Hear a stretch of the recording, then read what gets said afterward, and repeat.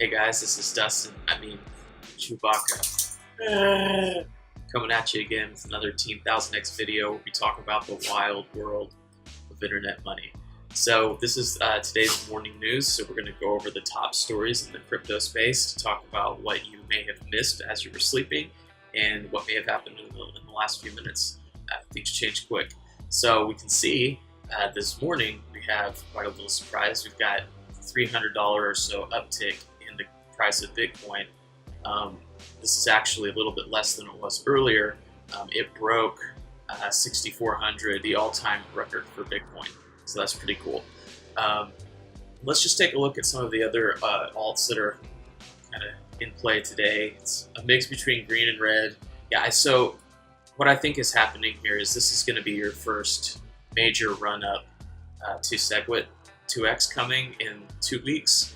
So today's October 31st, Halloween, and November 1st, I think we're going to see this jump up even more. My prediction, this is purely a prediction, I'm not a scientist, certainly not a financial advisor, is we're going to see it between about 7,000 to 8,000. I mean, that's a wide spread, but it fluctuates a lot, and I think that's the height it's going to reach, and then it'll come back down after SegWit 2x to maybe 5K or even below. Just depends on how much of this in the last couple of weeks has just been bought so that people could get the double dip on the coin. Anyway, you can see that these alts are kind of just like steady. They're going to drop really hard in the next couple of weeks as people continue to push back into Bitcoin for that extra coin. So that was something that happened overnight and this morning. What else is in the news? So I thought this was an interesting story. So Vietnam's central bank announced that there's a ban on Bitcoin payments. This is important because Vietnam has a very large crypto scene.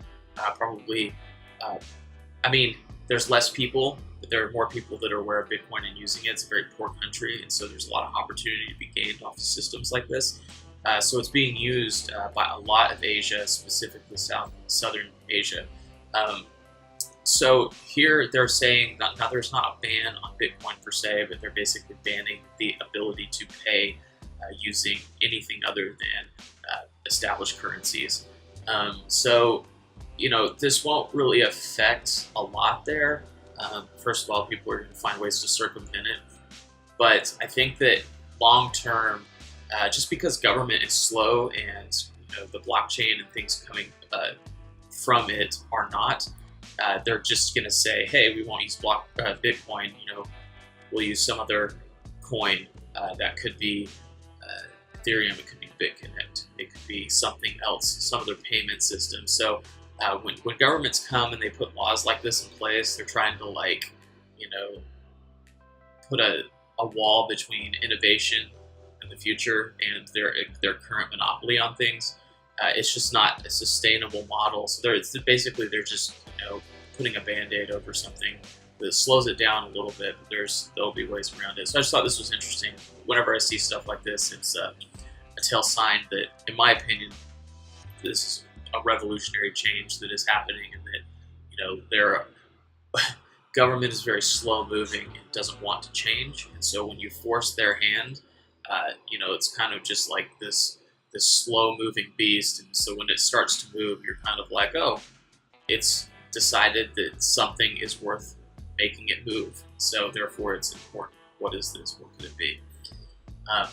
So it just kind of leads into future type thoughts.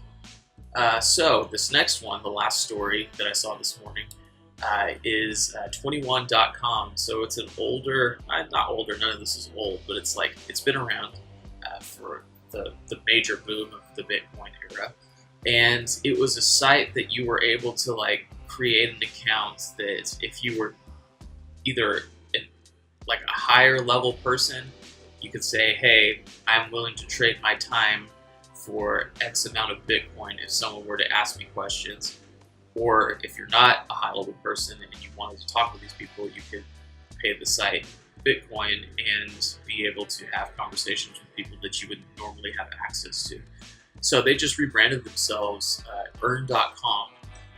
It sounds like they're going to do like an upcoming ICO and some other things later.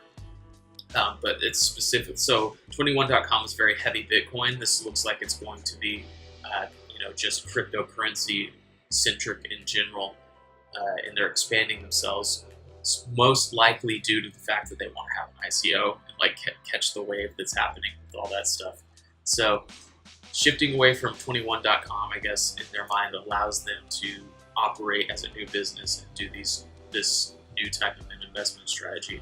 So pretty interesting.